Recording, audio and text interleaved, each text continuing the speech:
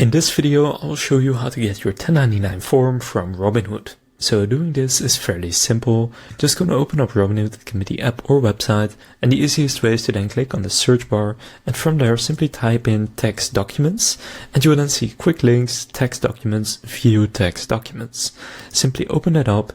Now my account is still pending review, but for you, if you have used Robinhood for a while, from there it will then take you to your text documents.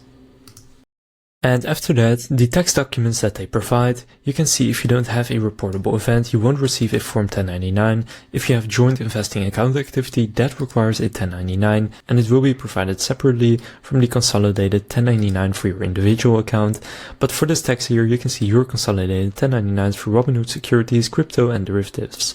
So basically, that's where you can find your Robinhood 1099 tax form. If this video was helpful, please consider leaving a like and subscribing to my channel. With that being said, I'll see you in the next video.